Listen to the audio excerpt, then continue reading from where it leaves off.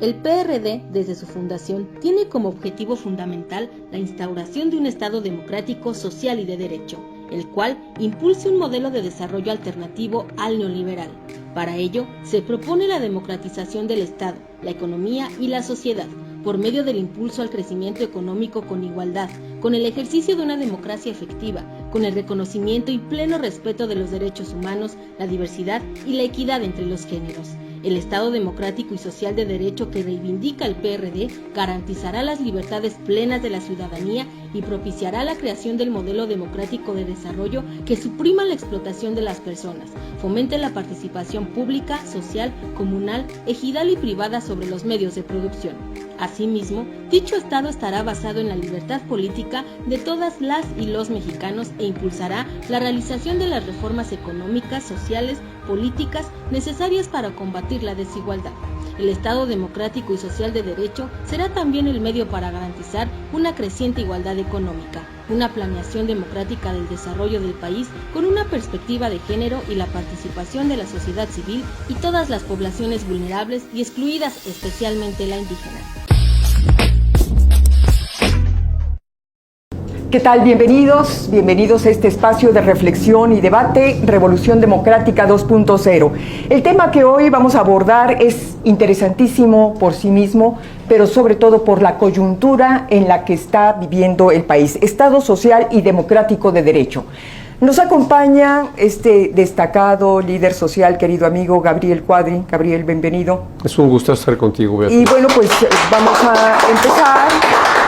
Si te parece, vamos a empezar con tratando de hacer alguna definición de un concepto que es complejo, que entiendo que tiene su origen en la Revolución Francesa, pero que es base para definir el concepto de república.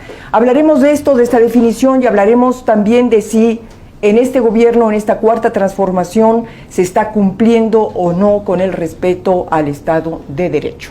Entonces, pues no sé, Gabriel, si quieras empezar por intentar dar una especie de definición sobre este tema. Pues mira, yo creo que el liberalismo nos da pues las claves, digamos, más significativas para entender a un Estado moderno, un Estado democrático, donde se respeten todas las libertades individuales, los derechos humanos, donde haya igualdad ante la ley, donde haya una economía de mercado funcional, eficiente, competitiva, y una sociedad, un Estado que ofrezca los bienes públicos fundamentales requeridos por una nación civilizada para poderse desarrollar y para poder, digamos, existir y coexistir con otras naciones. Es correcto, y además entiendo que también una de las condiciones fundamentales de esta organización política, social, económica, es el respeto a la ley, es el respeto a una constitución, a un orden constitucional, que también aquí tendríamos que preguntarnos si en este momento en que el país está entrando a lo que se ha llamado un nuevo régimen, se está respetando esta constitucionalidad. Pues mira, es evidente que la autocracia populista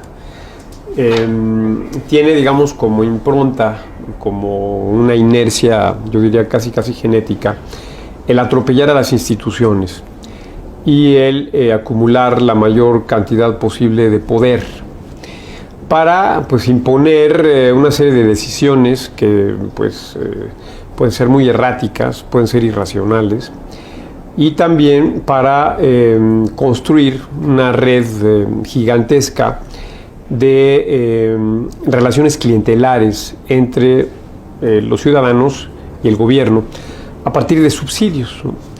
Que eso, digamos, es un rasgo clarísimo de los populismos modernos, ¿no? En donde un autócrata que se dice representar al pueblo, de hablar con la voz del pueblo y de encarnar al pueblo y de consultarlo casi directamente como si fuera un oráculo y decidir por el pueblo, utiliza los recursos del Estado, los recursos del erario, para comprar voluntades, para comprar adhesiones, para comprar lealtades político-electorales y de esa forma perpetuarse en el poder. y mantener, digamos, incólume su estructura de apoyos que le permiten pues a desempeñarse generalmente mal, y por otro lado pues perpetuar de alguna forma al régimen populista. Desgraciadamente todos sabemos que los regímenes populistas acaban muy mal, muy mal. La evidencia en todo el mundo es abrumadora. Entonces yo creo que México debe de prepararse para un proceso, pues que lo estamos, no, de hecho lo estamos viendo, lo estamos sufriendo ya, de destrucción de instituciones, de atropello de la ley, de captura de actores políticos, de construcción de esta red gigantesca de subsidios clientelares y de toma de decisiones absurdas, irracionales, que solo tienen el objetivo pues de engrandecer la figura del líder máximo, del patricio, digamos, del autócrata que en este momento pues está, o que en determinado momento está a cargo del poder ejecutivo en algún país. Ahora, a ver, cuando nosotros hablamos de Estado social y democrático de derecho, estamos hablando como de tres distintos ámbitos de la actividad pública que a final de cuentas confluyen en una misma. Si te parece, empecemos a hablar por democracia. En este momento está en congeladora ahí en el Congreso una propuesta de reforma electoral muy polémica, por ejemplo, donde se propone, por ejemplo, el debilitamiento del INE a través de la reducción del número de consejeros, la desaparición de órganos electorales estatales, donde se propone además la famosa revocación de mandato, la disminución o incluso la desaparición de plurinominales. ¿Tú consideras que esta iniciativa, que entendemos viene directamente del presidente de la República, Andrés Manuel López Obrador, va a contribuir al fortalecimiento, a la profundización de la democracia, o estaremos ante una regresión? Pues mira, claramente es un intento por derrocar una institución autónoma fundamental para la democracia en el país como es el INE, y para debilitar todavía más al sistema de partidos. No hay democracia sin partidos, no hay democracia representativa sin partidos. Por más que la gente los deteste, los odie, le caigan gordos, no le gusten los partidos, pero sin partidos es imposible la práctica democrática.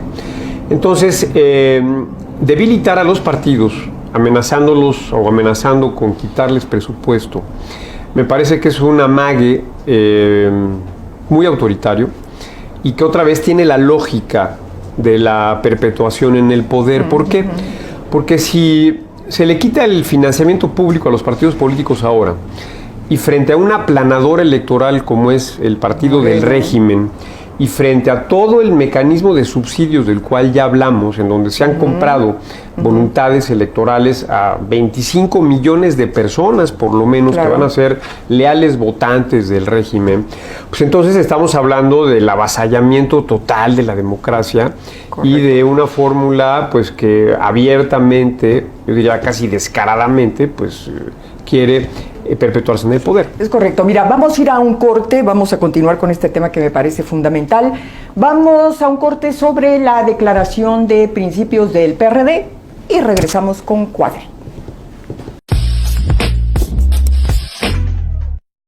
Declaración de principios. El PRD aspira a la construcción de un Estado democrático, social y de derecho que promueva y respete las libertades, la igualdad de derechos entre hombres y mujeres, las garantías individuales y los derechos humanos. Un Estado democrático cuyo poder emane de la voluntad popular y asegure la convivencia entre los diversos sectores de la sociedad e inducir, por tanto, el desarrollo de los valores de la solidaridad, de la participación en todas las esferas de la vida social, la consulta ciudadana permanente que sea de carácter vinculatoria, la revocación del mandato y la eliminación del fuero constitucional. Por ello, el PRD rechaza todo Estado totalitario y autoritario, repudia cualquier forma de gobierno unipersonal y promueve la participación ciudadana y las herramientas de participación directa en la planeación de las tareas de gobierno, y se pronuncia por la iniciativa popular, el plebiscito, el referéndum, la revocación del mandato y la asamblea ciudadana con aplicación nacional como herramientas centrales de la democracia participativa. Un Estado social que combata la pobreza, la falta de servicios públicos de salud, la insuficiente cobertura pública de educación, el desempleo y los bajos salarios, la inseguridad pública, en síntesis, que abata las desigualdades sociales y económicas entre la población mexicana. Bien, entonces, Gabriel Cuadri, estábamos con el tema de la reforma electoral y decíamos que hay riesgos para la profundización de la democracia. Hablabas de que no sería conveniente el debilitamiento de los partidos políticos, sobre todo cuando tenemos en este momento a un partido político con enorme poder. A ver, pero ¿de qué otra manera estaría en riesgo la democracia electoral? Pues mira, cuando tú debilitas al árbitro electoral, la verdadera intención es someterlo a tu voluntad, ¿no? Esa es la verdad que es traslúcida detrás de estas propuestas del gobierno. El INE ha sido, digamos, el garante de la democracia mexicana, el pivote de la democracia mexicana. Y bueno, nadie duda que la democracia mexicana es cara. Nos cuesta 11,000 millones de pesos al año. Sí, eso es caro. En cualquier país es caro. Pero me parece que, digo, no puede ser un pretexto. Reconociendo que seguramente hay excesos, pero creo que vale la pena pagar el costo para tener una democracia transparente, funcional y eficaz como la que tiene nuestro país. Y además ahora. Hace un momento tú referiste a algo muy interesante, el tema del uso electoral de los recursos, porque además, bueno, esto también pone en riesgo la democracia. Pero hay otra cosa, Gabriel, con el pretexto de la llamada austeridad republicana, pues creo que todo esto también está poniendo en problemas el derecho de los ciudadanos. Absolutamente. Porque nos encontramos con que, bueno, pues mucha austeridad y toda la cosa, pero pues la gente no está recibiendo en materia de salud, en materia de educación, hospitales sin camas, niños sin vacunas. Es decir, el Estado social de derecho tampoco se está cumpliendo. No, vaya, ni se cumplirán estas condiciones, Beatriz. Mira, lo que hace el populismo es tocar y manipular las fibras más elementales de la psique y de la emotividad humana y aprovecharlas políticamente. Eso es lo que hace el populismo. Y digamos, hacer aparentar como sencillas y fáciles cosas que son muy complejas. Claro.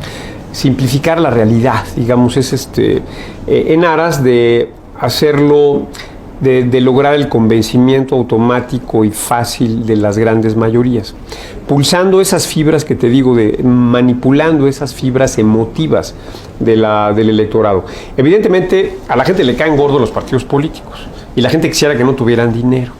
Y la gente quiere que haya austeridad, sí, ¿no? Que se recorte el presupuesto. Entonces, el populismo lo que hace es simplificar todo, darle la razón al pueblo y entonces, digamos, hacer un espectáculo del proceso electoral en beneficio del partido del régimen, ¿no? Entonces se manipula estas sensaciones, motivaciones y se simplifica la realidad para poder cumplir el objetivo de avasallar a la autoridad electoral. Digamos, uno de los grandes retos que en este momento tenemos en el país como ciudadanos, como sociedad, es la recuperación de la política, sin duda. Prestigiar nuevamente a los partidos y de alguna manera provocar la transformación de los partidos. Aquí nos dicen, bueno, tenemos que comenzar a hablar de qué hacer. Una de las cosas que vamos a hacer precisamente es dentro de esta plataforma Futuro 21, qué hacer para contrarrestar y ser un contrapeso a esta omnipresencia que está construyendo un presidente, un jefe de Estado que tiene una idea verticalista y autoritaria del poder. Pues mira, creo que en primer lugar, Beatriz, es muy importante minimizar o impedir la fractura o la atomización opositora de la oposición, que es lo que el régimen busca. Entonces, en este proceso de Futuro 21, varias organizaciones que estábamos en el camino, en el intento de crear nuevos partidos políticos, decidimos desistir de ello para no contribuir a la perpetuación en el poder del régimen. ¿Por qué? Porque un nuevo partido, por definición, bueno, por condiciones legales, por mandato de ley, no puede hacer alianzas en su primera elección federal, en 2021 en este caso. Entonces, por definición aritmética, un nuevo partido lo que va a hacer es fracturar a la oposición. Y esto va a permitirle una mayor holgura electoral y quizás hasta asegurar el triunfo nuevamente en la Cámara de Diputados del partido del régimen. Y si el partido del régimen logra la mayoría en 2021 otra vez en la Cámara de Diputados, el país sí estaría en un proceso ya franco de desmantelamiento institucional y de construcción democrática y de creación de una nueva, digamos, hegemonía populista que tiene todos los instrumentos para perpetuarse en el poder a costa de destruir, porque el populismo, como sabemos, Beatriz, solo deja cascajo, solo deja, digamos, ruinas en su alrededor. Claro. Y en pocos años esto va a ser literalmente irreparable. Y lo que está haciendo el populismo es destruyendo a la administración pública, destruyendo al Estado, para transferir todos esos recursos con la coartada de la austeridad a sus programas de subsidios, sus programas disques sociales de subsidios. Entonces se están transfiriendo cientos de miles de millones de pesos desde las entidades de la administración pública, corriendo a la gente, despidiendo a los funcionarios, recortando presupuestos, desapareciendo instituciones, desmantelando entidades, digamos, autónomas que son los contrapesos del poder para tener recursos para, digamos, la construcción de esta gigantesca red clientelar. Era absoluta mentira que existieran 500,000 millones de pesos disponibles por corrupción para construir todos estos programas clientelares sociales, ¿no? Mira, lo que tú estás diciendo es importantísimo. Necesitamos el fortalecimiento de los partidos políticos de oposición porque estamos precisamente ante tentaciones autoritarias muy delicadas que prometen el desmantelamiento del orden constitucional y la instauración de una autocracia. Nos indican que vamos a una cápsula Cultura Política con el doctor Manuel Cifuentes y regresamos. Regresamos. Buenas tardes, bienvenidos nuevamente a nuestro programa Revolución Democrática 2.0 del Partido de la Revolución Democrática. Y como todos los jueves, estamos aquí en la librería Ágora de el partido, en la sede nacional del partido. En esta cápsula cultural, como cada semana lo hacemos, me voy a permitir recomendar la lectura de un libro, y el de esta ocasión yo les sugiero la lectura de este libro de Justo Sierra, un libro muy interesante que se titula Evolución Política del Pueblo Mexicano. Es ciertamente un libro, pudiéramos decir, un tanto cuanto denso, casi 320, 330 páginas, pero muy ameno, muy interesante, pues estamos hablando nada menos que de uno de los grandes intelectuales de México. Quiero decirles que Justo Sierra, pues es alumno, discípulo de otro gran educador de México, de aquel que se le ha dado en denominar el padre de la educación en México, que es Ignacio Manuel Altamirano. Justo Sierra es uno de sus discípulos, quizás el más brillante que tuvo Altamirano. Y en este sentido, pues viniendo, diríamos, que de esta cuna importante de un gran educador, pues en Justo Sierra hubo una influencia importante en este mismo terreno. Pues recordemos que Justo Sierra, siendo secretario de Instrucción Pública y Bellas Artes en el gobierno de Porfirio Díaz, pues dedica todo su tiempo y todo su entusiasmo y energía precisamente para crear nada menos que otra gran institución como fue la Universidad Nacional de México. A él, a su talento, a su propuesta, le debemos la creación de nuestra actual Universidad Nacional Autónoma de México, en aquel entonces como Universidad Nacional de México. El libro es, les decía, un documento pues bastante importante si queremos adentrarnos en todo lo que ha sido la evolución de México. Pues Justo Sierra a lo que se dedica es a investigar, a escribir, a plasmar y de esa manera heredarnos a nosotros, a nuestro tiempo y a las generaciones que vienen, sus investigaciones, sus conclusiones, sus reflexiones sobre las culturas antiguas, sobre la colonia, sobre los dos imperios, tanto el de Iturbide como el de Maximiliano, el de la República en sus dos facetas, la República centralista, la República federalista, la independencia, y bueno, pues como Justo Sierra finalmente fallece unos años después de iniciado el momento de la Revolución Mexicana, en 1913, pues realmente registra toda esta evolución histórica de México, donde, les decía, estudia las facetas, todos los vericuetos que se dan generalmente en la evolución histórica de un país, y no solo queda registrado ello, sino que además deja sentir ya, vislumbra en los nuevos tiempos que vienen, la nueva época, que es precisamente la Revolución Mexicana. Es un hombre que nace aquí, obviamente en México, en 1848, les decía, y muere en 1913. Toda una vida de Justo Sierra en la vida de México, porque además es un gran ensayista. El nombre del libro de alguna manera lo señala, un gran historiador, un poeta, un cuentista y un gran educador.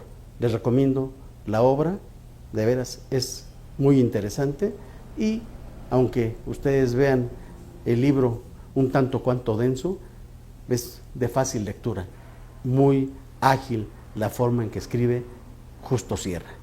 Muchas gracias, buenas tardes a todos.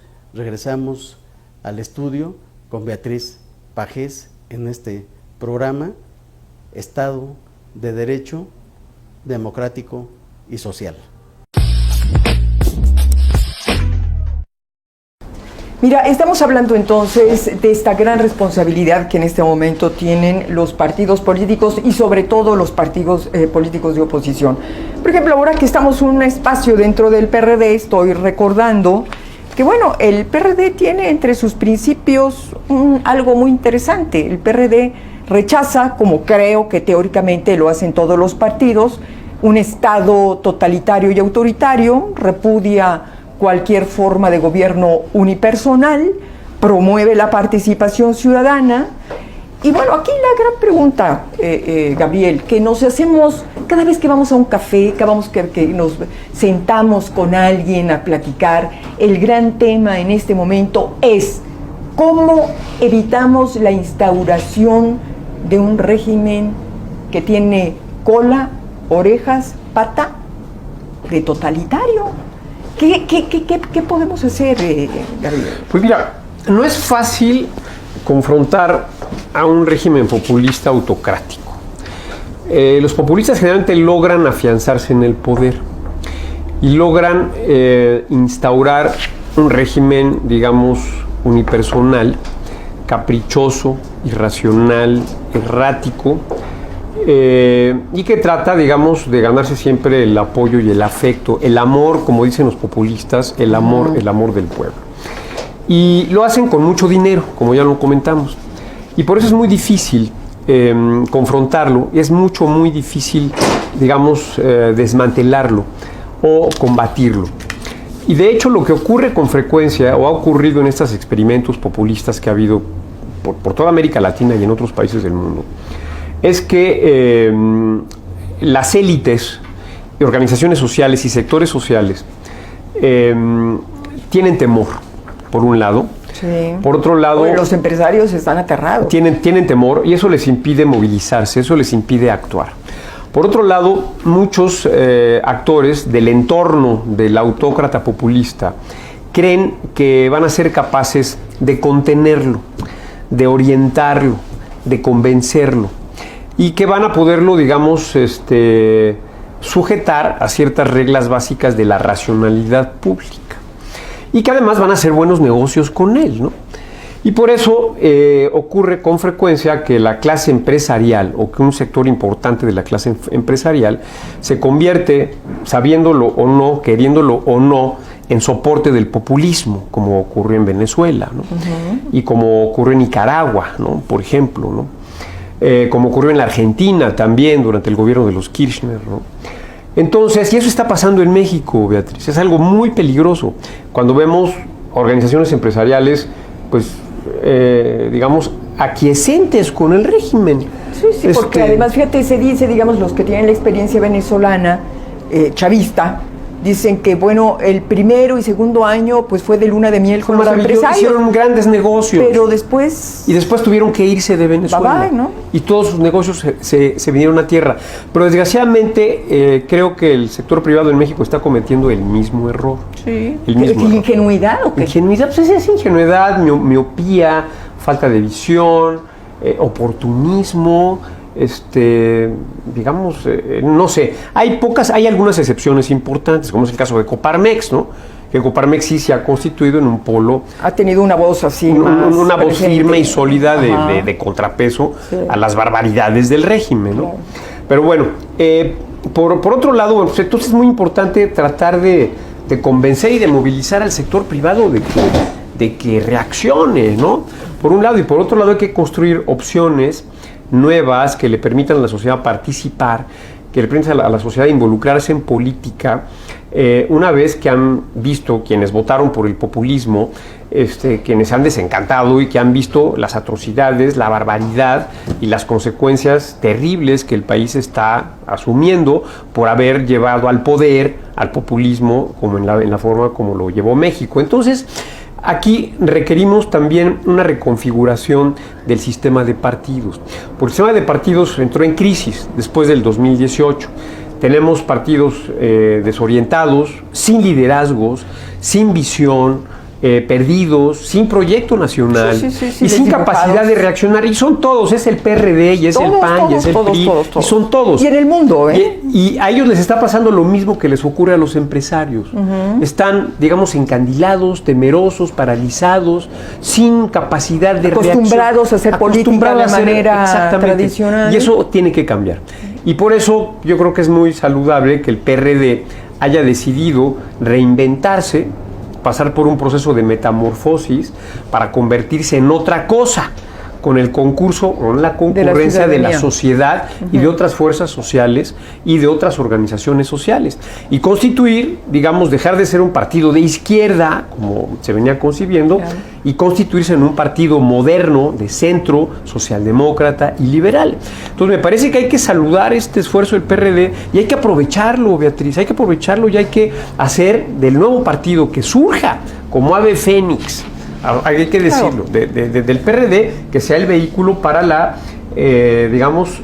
para el replanteamiento y la revitalización de la democracia mexicana, con la vista puesta clara en el 2021. Una propuesta de brazos abiertos y, como bien dices, es decir, yo creo que la definición estaría dada en función de las causas y de los principios que vas a defender y que sin ninguna son muy claros. En este momento hay que defender institucionalidad, constitucionalidad, hay que defender la democracia y las libertades de México, y creo que en eso podemos coincidir muchísimos, de derecha, de izquierda o de centro. Así es. Vamos ahora otra vez a la cápsula Voz Ciudadana con el profesor Octavio Reyes Bolaños, a quien entrevisté hace un momento.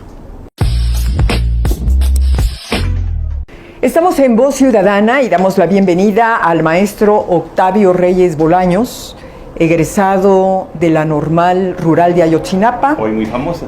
Hoy muy famosa, ya nos va a decir por qué. Y luego también egresado de la Escuela Superior de Educación Física de la Ciudad de México y también tiene una maestría en la Universidad de Santander. Maestro Octavio Reyes Bolaños, ¿qué opinión tiene, qué experiencia tiene sobre usted? Usted viene de un estado muy conflictivo donde el Estado de Derecho y el respeto a los derechos humanos y al Estado social no ha sido precisamente una garantía. ¿Qué opinión tiene de esta organización política tan importante en este momento para el país? Un poquito, ¿a qué organización política se refiere? No, me refiero yo al Estado Social Democrático de no, Derecho. claro, que estamos Exactamente, al Estado de Derecho. ¿Hay Estado de Derecho en México? ¿No hay Estado de Derecho? A ver, platíquenos. Bueno, el Estado de Derecho es parte de una cuestión muy controvertida en este país, que no es de ahorita, no es exclusivamente de esta época, ¿no? Vi con mucho interés la entrevista que le hizo a Gabriel Cuadri y bueno, hablamos, para generalizar, hablamos de que si hay democracia o no. Yo le entraría a ese tema que es parte de eso. La democracia siento que es una utopía, creo que es una bella utopía porque luchamos siempre por alcanzarla, aunque tal vez nunca la alcancemos, pero finalmente hay que tener un objetivo, así como existió el comunismo, el socialismo, que eran ideologías en su tiempo, bueno, que llegaron a ser estados grandes, ¿no? Y prósperos en su momento. Vino la decadencia y bueno, ya sabemos lo que pasó con el fin de la caída del muro de Berlín. Pero bueno, hablamos de democracia y de verdad, pues la democracia yo creo que significa la voluntad de un pueblo, ¿no? Es que el pueblo ejerza su soberanía. Yo entiendo la democracia en ese sentido. Aquí hay un problema, por ejemplo, lo que decía Gabriel Cuadri plasma mucho en el sentido de que hay dos tipos de democracias, la directa y la indirecta. Yo a Gabriel Cuadri lo pondría en la democracia indirecta, porque en una democracia indirecta el que manda, el que es una élite, y sobre todo es la élite de poder, los poderes supremos, que es la oligarquía, que es la iglesia, es el ejército. Esos son los que dominan una democracia indirecta. La democracia directa es la donde dominan el pueblo, lo que ejerce la soberanía de un pueblo. Se pueden equivocar, se han equivocado, pueden acertar un caso concreto. Yo oía descalificaciones de todo el Estado y bueno, podemos hablar de Evo Morales, un crecimiento de 4% que es sostenido y que pues no creo que esté mal, como se lo descalifica tan fácil a veces. Con sus vicisitudes, vuelvo a repetir, no hay una democracia perfecta, hay varias cosas, y en ese sentido yo pondría que aquí estamos en un choque más que otra cosa entre una oligarquía y un pueblo, que es que el gobierno que nos está rigiendo ahorita es perfecto. No es cierto, ¿no? Que tampoco, que tiene sus problemas, los tiene, pero yo creo que es parte de una democracia, ¿no? Es parte de una democracia, todo eso que es perfectible, pues eso es lo que se pretende, ¿no? Entonces, no hay regímenes perfectos para mí. Yo creo que la democracia, tomando el término, no existe en realidad. No existe, insisto, es una utopía que tardará mucho tiempo. No sabemos si a través de las teorías del Capital de Carlos Marx nos hablaba de un fases una de las fases del sistema hasta llegar a lo máximo que sería el comunismo científico, ¿no? Que quedaron en esas fases, ¿no? Entonces todavía no sabemos. Lo que tenemos nosotros aquí es un régimen que es autoritario. Es autoritario. Es decir, no es demócrata. No es demócrata, pero también no sabemos la historia. Yo no podría aventurar cómo vamos a terminar. Lo que sí sé es que los regímenes del neoliberalismo, que empezaron con la alianza entre Ronald Reagan y Margaret Thatcher, la dama de hierro en ese tiempo, son los inventores. ¿Por qué hicieron el neoliberalismo? Por las crisis del capitalismo. El capitalismo es un sistema en constante decadencia. La diferencia ahora era implementar, obviamente, que un trabajador de Estados Unidos, de un primer mundo, no está bien, porque los que sostienen las economías de esos, hasta de los obreros extranjeros del primer mundo, pues somos los países periféricos, somos los que mantenemos esa economía, ¿no? Y hay muchas cosas que se pueden comentar de eso. Entonces vienen esos procesos y el neoliberalismo nace como una parte para la sobrevivencia del capitalismo, pero cada vez más brutal. Entonces, Pero esta tampoco es la respuesta, lo que estamos viviendo. Bueno, me fui por ahí. ¿Que hay democracia en este país? No la hay. No la hay. Y no hablamos aún y cuando haya llegado democráticamente al poder el actual presidente. Yo no Una podría cosa decir es llegar democráticamente y otra es gobernar a partir de la democracia. Yo creo que no llegó democráticamente, en el sentido de que el hecho de que haya llegado no quiere decir que fue democrático. ¿Por qué? Porque el fraude electoral persistió, no les alcanzó el fraude. El fraude de Peña Nieto, pues está claro y documentado que hubo más de 5 millones de votos que compró, tenía que arrasar. Hoy gana el presidente que está en estas funciones, pero no fue una contienda limpia, y desde ese punto de vista no llegó por una cuestión meramente democrática. Ahora, maestro, la democracia no solamente es electoral, la democracia también tiene que ver con el respeto a los derechos sociales, el respeto a los derechos humanos. Usted viene, decíamos, de un estado complicado. Usted, como egresado de la Normal de Ayotzinapa, tiene experiencias muy particulares y entiendo que muy dolorosas en términos precisamente de si un gobierno respeta la expresión de un sector, de una comunidad tan discutible o tan polémica como puede ser la de Ayotzinapa. Usted, como un egresado de ahí, ¿cómo mira desde este centro de Ayotzinapa la democracia? ¿Qué le dejó esa vivencia? Bueno, de Ayotzinapa es una gran escuela, ¿no? Una gran escuela donde yo entendí lo que es el devenir político de este país. A mí me tocó una generación donde no había prepa, teníamos que estudiar la secundaria y hacer 4 años de normal. Después se modificó, entonces prácticamente éramos muy jóvenes cuando salíamos de ahí. Yo salí de 17 años, era menor de edad si usted quiere. Entonces eran otros problemas, pero en Ayotzinapa era una escuela tan democrática en mis tiempos. Yo soy generación del 75 al 79. Porque discutían todo. Porque se habían debates, porque yo ahí conocí varias cosas. El control lo tenía el Comité Ejecutivo Estudiantil, en el sentido de nosotros no admitíamos que se regalara calificación. Nosotros teníamos el derecho de ejercer cualquier época, porque había una actividad política muy efervescente en ese tiempo, dada de la represión que nos ejerció el gobernador Rubén Figueroa Figueroa, que estaba reciente la muerte de Lucio Cabañas Barrientos, que fue un guerrillero egresado de esta Normal, donde él aplicó todo su poder contra la Normal, nos infiltraba, parecíamos una escuela de guerrilleros. Hay un libro que se llama Las armas del alba, de Carlos Montemayor, muy interesante ese libro, y hablaba más o menos, lo quiero sacar a flote porque decía que cada vez que se reprimía a un grupo en especial, era muy caro movilizar tanta tropa para atacar a Lucio, atacar a la Normal. En lugar de cumplir cosas, nosotros movilizábamos por mejores dietas, por edificios escolares, por material didáctico para nuestras prácticas, cosas muy sensibles que eran más baratas cumplirlas que reprimirnos. Entonces, él planteaba, Carlos Montemayor, así muy rápido, él planteaba de que era más fácil eso, que si a Lucio Cabañas le hubiera cumplido los desayunos escolares era suficiente, ¿no? Uniformes, era lo que pedía. Entonces, viene la represión, viene todo eso y empezamos. Exactamente, maestro. Lección del autoritarismo, lo que puede llegar a dejar un régimen autoritario. Maestro Octavio Reyes Bolaños, le agradecemos muchísimo su participación. Vamos a regresar con Cuadri, pero antes, una pregunta que creo que se nos quedó en el tintero. Los 43. ¿Qué puede decirnos de estos 43 estudiantes desaparecidos precisamente de la Normal de Ayotzinapa? Era el tema que yo quería concluir, pero qué bueno que me lo pregunta. El tema de los 43 no es nada nuevo para nosotros que estuvimos. Yo tengo exactamente este año cumplo 40 años de egresado y en 40 años no ha cambiado nada. Es decir, ¿no le extrañó? No, a mí yo fui a verlos, fui a visitarlos, vi a los papás los primeros días. No se nos olvide que 2 años antes hubo muertos en la autopista del Sol. Yo fui hubo 2 estudiantes muertos, francotiradores de la Policía Federal.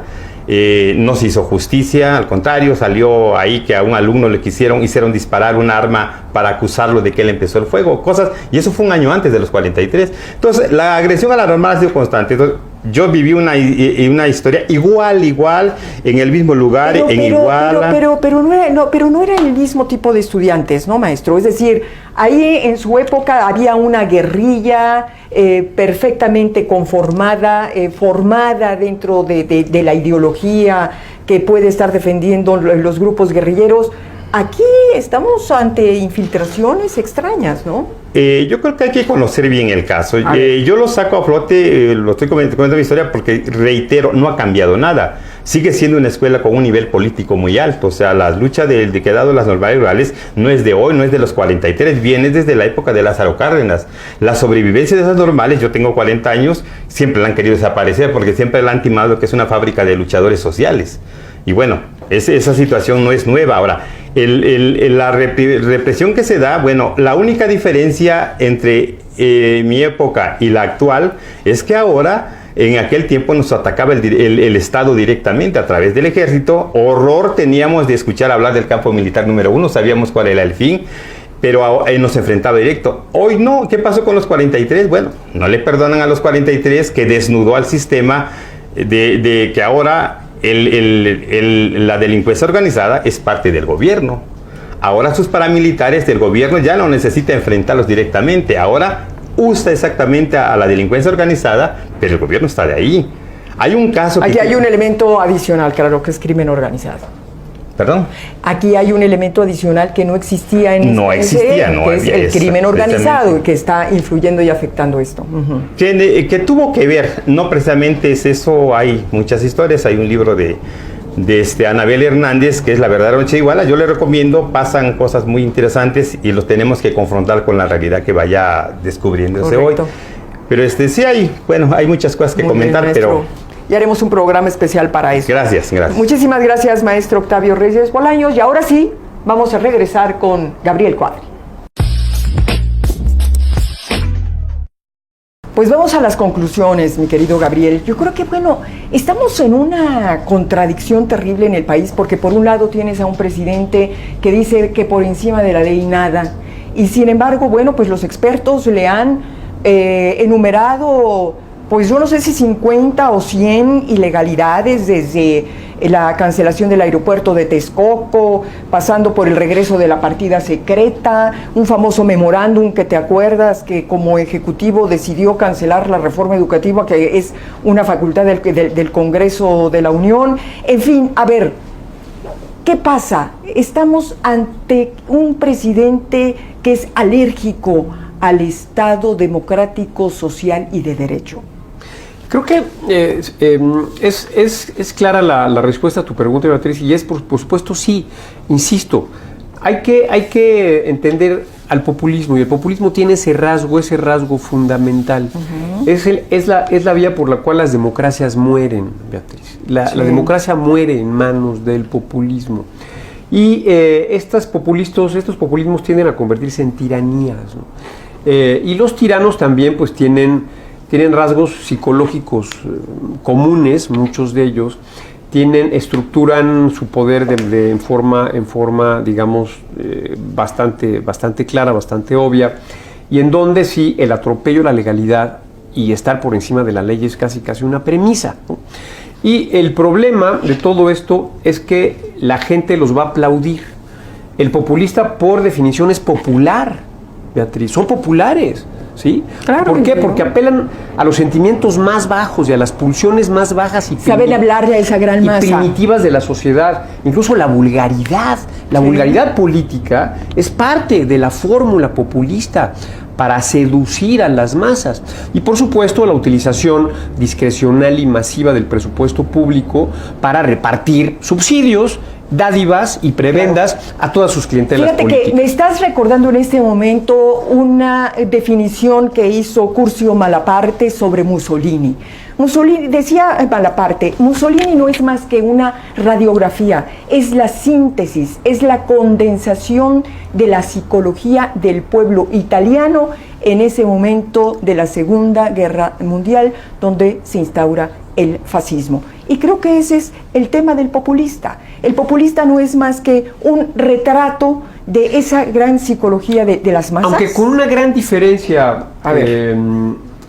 Creo que el fascismo, en este caso el fascismo italiano encarnado por Mussolini, tenía un proyecto, tenía una visión de país. ¿Aquí no hay nada? Aquí no hay proyecto.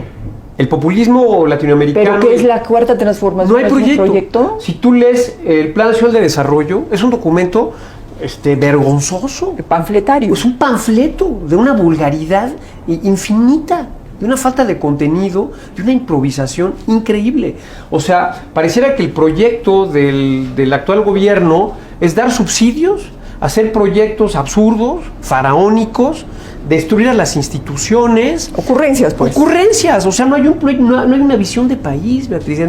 ¿Dónde la ha planteado, dónde la ha dicho? No existe una visión coherente, articulada, de mediano y largo plazo, de hacia dónde queremos Incluso ir. para definir el próximo presupuesto Claro, federal. fuera de la reiteración ad náusea, de frases hechas, de gracejadas vulgares, de lugares comunes, dime qué hay.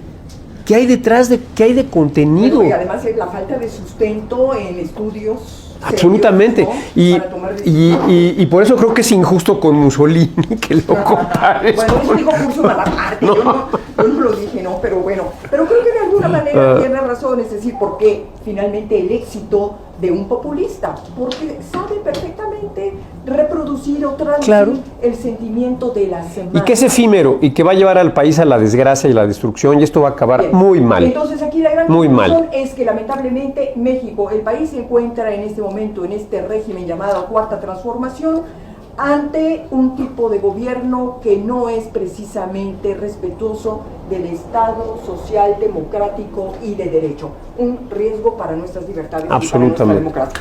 Bueno, estamos llegando al final de nuestro programa en este espacio de reflexión. Mi querido Gabriel Cuadri. No, te agradezco muchísimo, Beatriz. Al contrario, muchísimas gracias por permitirme compartir con esta breve reflexión sobre nuestra democracia. Agradecemos, por supuesto, aquí al PRD, ya agradecí a Gabriel Cuadri, yo, Beatriz Pajés, también les agradezco la atención y le pedimos a nuestro público, por favor, seguirnos en nuestras redes sociales. Pueden comentar, pueden reflexionar, pueden enviar cualquier tipo de pregunta, de duda, etcétera. Sobre todo los jóvenes, ojalá que nos sigan. Muchísimas gracias y hasta la próxima. Hasta la próxima, Beatriz. Bravo.